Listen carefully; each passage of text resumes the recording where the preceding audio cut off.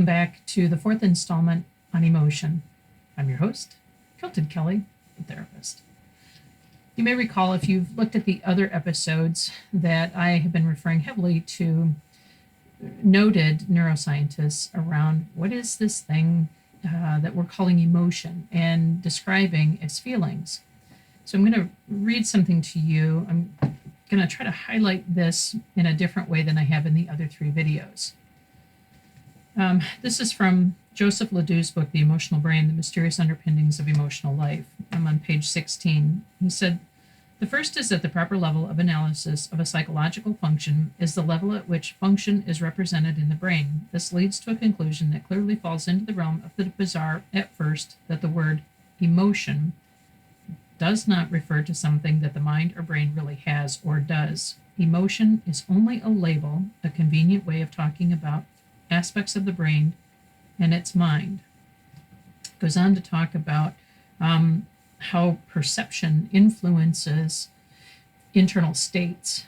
Now, I recently heard, and I said this before in another video, Chase Hughes described this as a biochemical incident that occurs in the brain, and then we give it a context and a meaning. A second theme here is that the brain systems that generate emotional behaviors are highly conserved through many levels of history. What he's really saying is that the brain works really hard to protect the body. And that's on page 17. And a third thing that he says is there's a theme that when these systems function in an animal that also has the capacity for conscious awareness, then conscious emotional feeling occurs. He says on page 18, the system that detects danger is the fundamental mechanism of fear, and the behavioral, physiological, and conscious manifestations are the surface responses it orchestrates. This is not meant to imply that feelings are unimportant. It means that we want to understand feelings, we have to dig deeper. He's got about three more themes when he's talking about conscious feelings. You may have noticed that the way that I opened this video was with some provocative images, provocative music. Now, we've talked before about how we can be influenced to change our state based on our perception. I led with Kashmir and with an Aerosmith song, Sweet Emotion, in another video. Again, I was kind of playing with the theme, but I think if we give the context its due and look at what emotions are, we begin to build a very different frame of reference for how we organize our world. And this is why I think this is such an important topic, and it can't be done in 3 or 4 or maybe even 6 or 7 videos that are about 40 minutes long, because this is a deeply complex subject that we've been studying for a very long time. Emotionally, when we are feeling something, you've heard me talk before from the book Dopamine Nation. And her name escapes me in the moment while I'm sitting here because I wasn't planning to talk about that book in particular. But the point of Dopamine Nation is that the researcher who was looking into the dopamine aspects of the brain really identifies something at its core that I think we need to pay attention to. We are constantly trying to stay just outside of pain.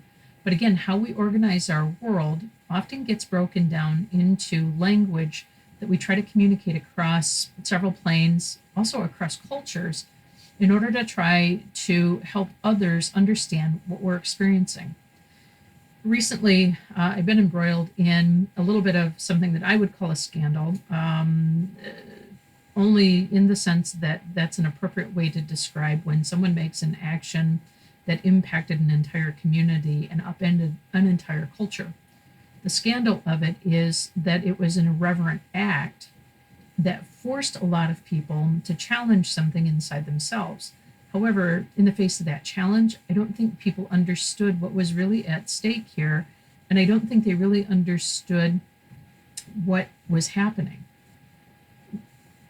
I think the easiest way to describe this is that sometimes things happen around us, and the context and the meaning that we give to it is that's happening to me. I see this a lot in my clinical practice as well, where people will come in and say, so-and-so did this, and that just destroyed my world. But then when we start to look at what does destroy my world mean, It means that I had an emotional response to this that I don't understand, but it felt overwhelming, and I don't want to feel that emotional pain again. Now, you've also heard me talk about emotional pain and how we derive emotional pain. We give something a meaning based on how we're perceiving it. And I just read that to you here when he says the system that detects danger is the fundamental mechanism of fear. Well, how does it detect it? It perceives it. And then he says, and the behavioral, psychological, and conscious manifestations are the surface responses it orchestrates. This is not to imply that feelings are unimportant, because they are. They're a survival mechanism, which is why I led with fearful images and things that are somewhat inflammatory. Now, obviously, if you're not Scottish, you're not Irish, and don't have any concept of the images that I posted in this video at the start, none of that means anything to you. Isn't that ironic?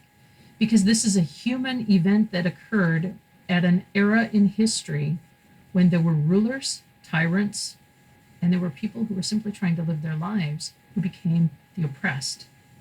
I'm going to borrow from Marx here for just a minute. I'm not reading from him, but I'm going to give you kind of a summary. All of Marx's work was about a proletariat. He and Hegel and others looked at communism as a vehicle by which to get equanimity. Well, the problem with that is we don't live in that kind of a world. But emotionally, what does it mean to us when someone is trying to impress upon us their values, their culture, their way of life? And their way of life really is tied up in their values and their culture, but also the behaviors that are considered acceptable.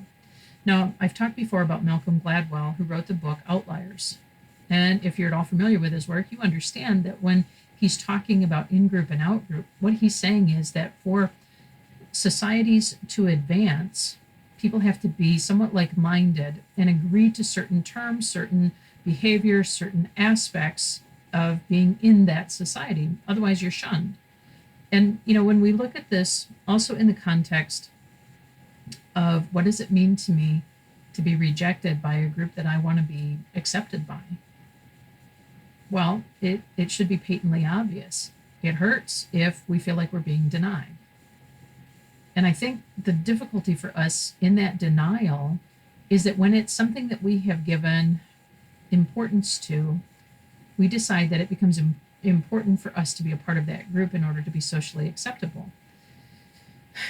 In terms of fear, which is a really intense emotion, given whatever the circumstance is, that can also be a fundamental driver in the way that we begin to organize and operate inside of our lives.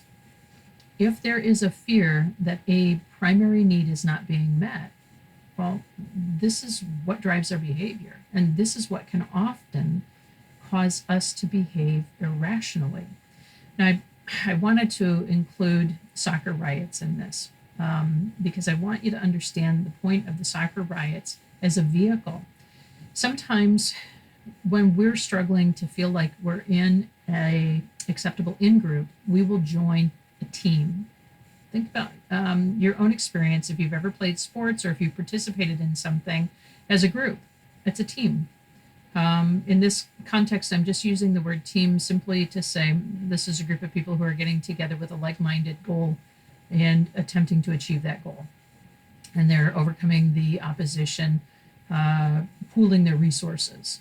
So a game can also take on a very significant importance. Look at how much money is spent on things like the Super Bowl, the Final Four in March Madness, the World Series or the pennant race, Stanley Cup in hockey. And if we go overseas and we start looking at football or soccer, if we look at hurling, if we look at just about any type of an event where people can get a jersey, can get something that makes them feel like they're a part of the team. We like that. In fact, I'm even wearing a team apparel from a movie because we like that joining. We like the sense of feeling a sense of belonging. And so the images that I presented at the beginning of this represent that joining and being on the wrong side, being on the side that loses. Now, you might have looked at those pictures differently. You might have thought, I have no idea what she's doing with this. Where are we going with the Highland clearances? Where are we going with Battle of Culloden? Where are we going with Bloody Sunday and Londonderry? What does the IRA have to do with any of this? The thing to take away from intense emotion is that we have a lot to learn about ourselves when we experience the intense emotion. Now, if I talk about anger for just a minute, and this is the part that I think is really hard for a lot of people, is controlling anger. When things don't go the way that we want them to, we have an expectation of an outcome.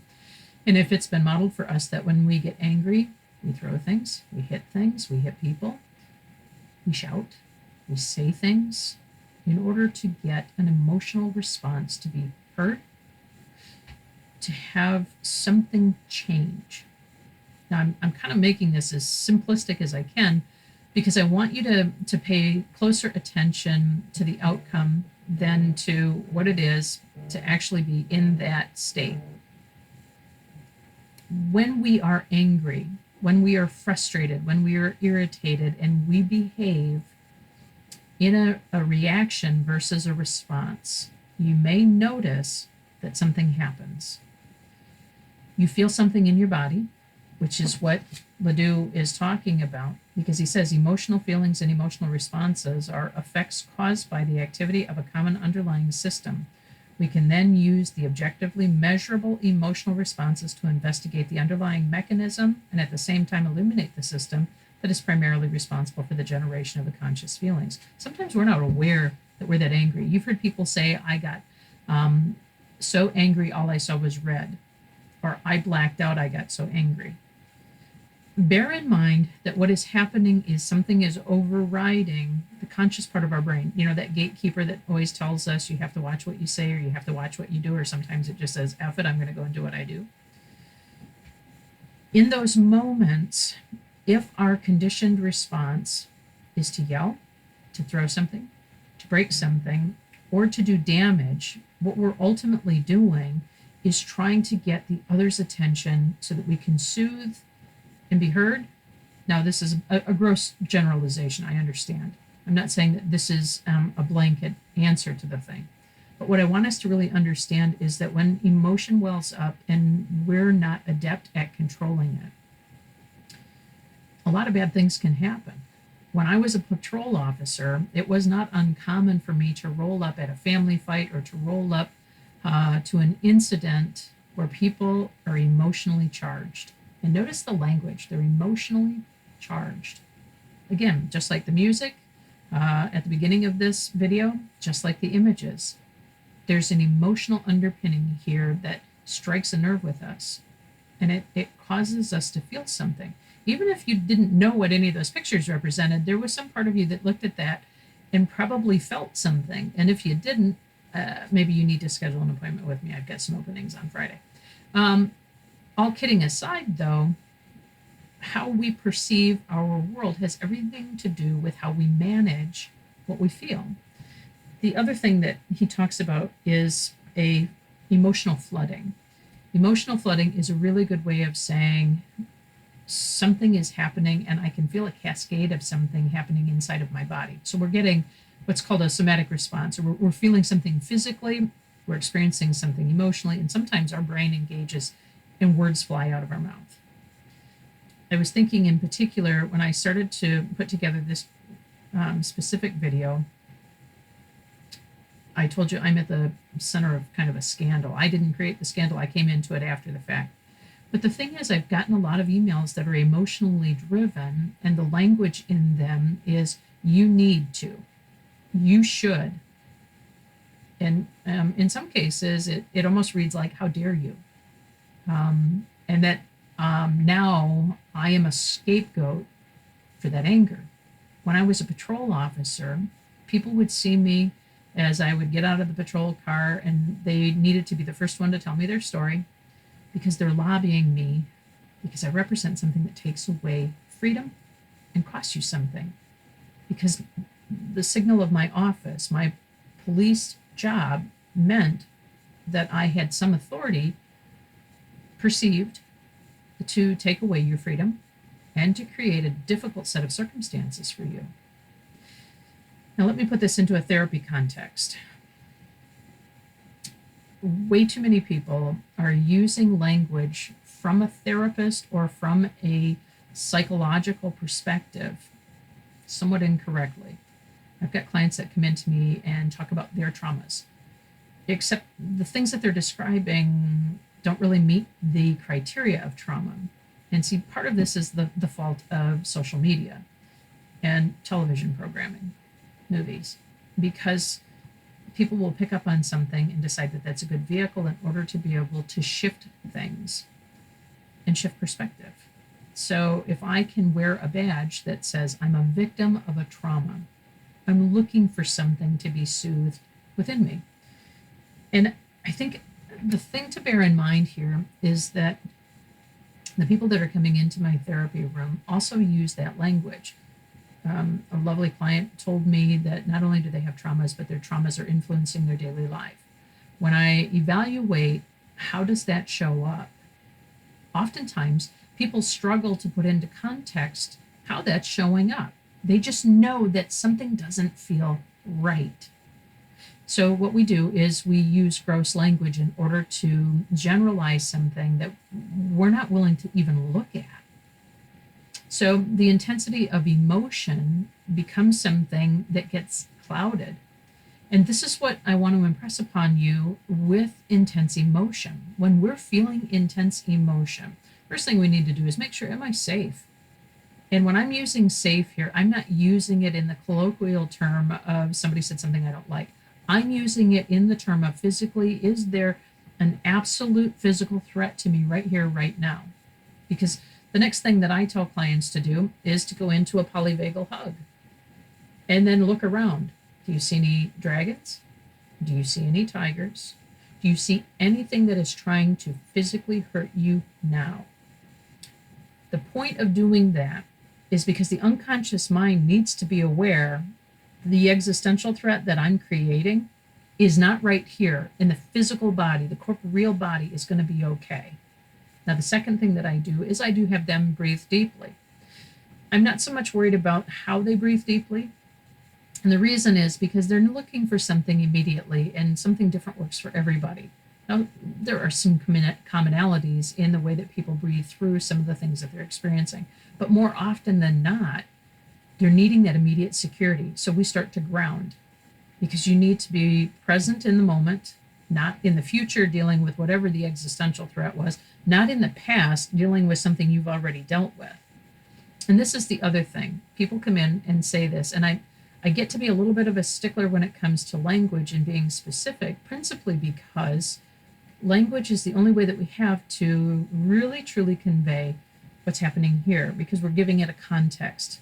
And if you've got images, I need to know what those images are to help you to feel grounded and feel safe. It also guides us in what does it take to turn the mental volume down and the emotional volume down on whatever that was or whatever we think that's going to be. So again, as a therapist, I'm looking at intense emotion from this perspective. Now, to gain mastery over ourselves invites us to really get adept at sitting with the difficult and the painful emotions.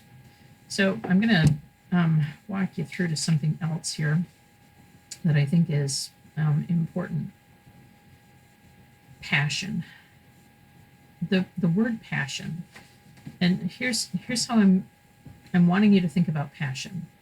Passion is not all that far from fear, anger, love, joy, and resentment, because we can experience passion in all of those emotional aspects.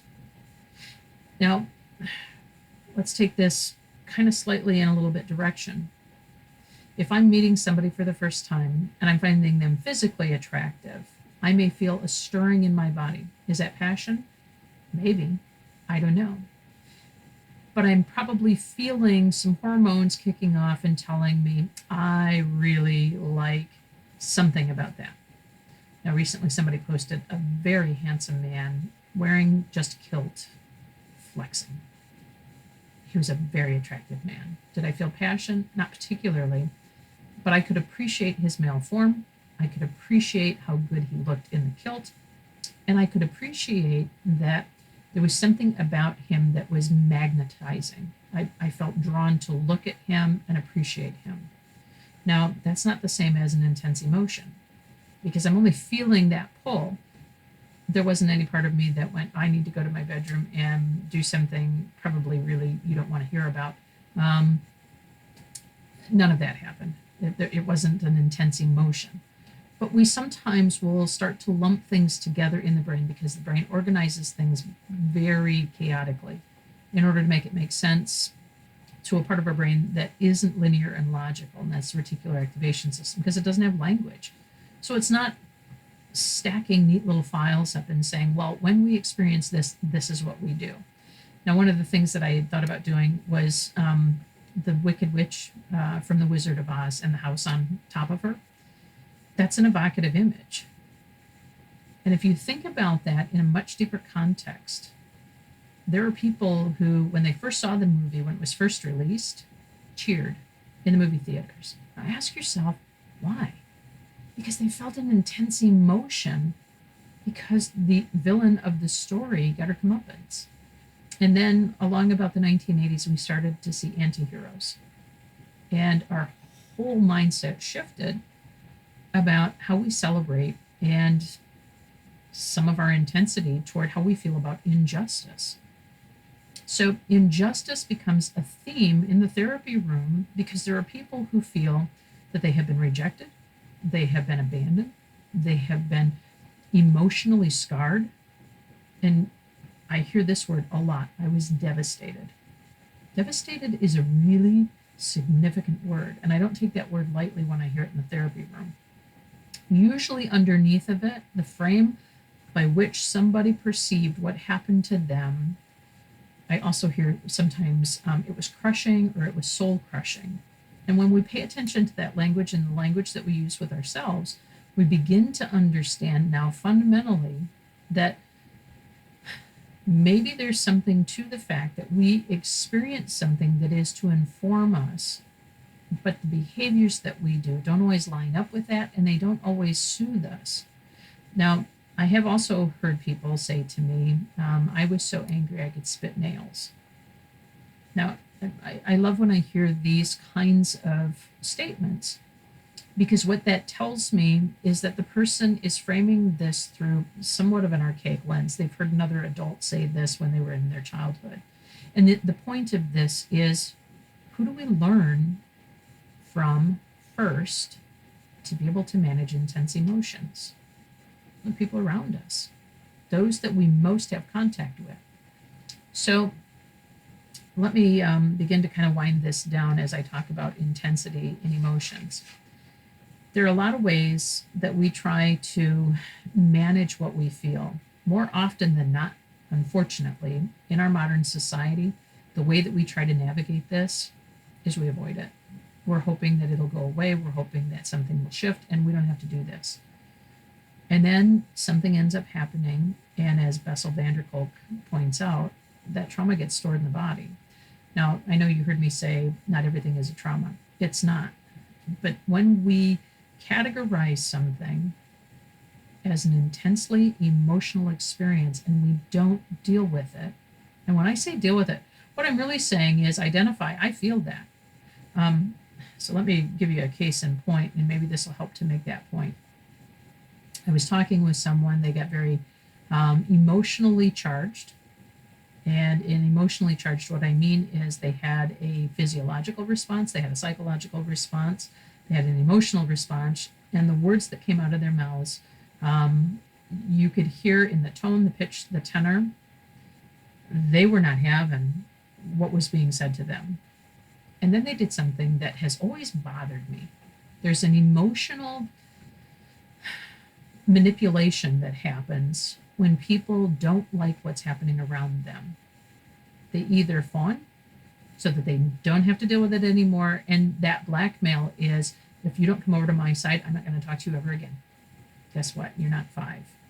You need to resolve this. And I know what you're going to say. Put it in the comments. You're going to be like, Kelly, come on.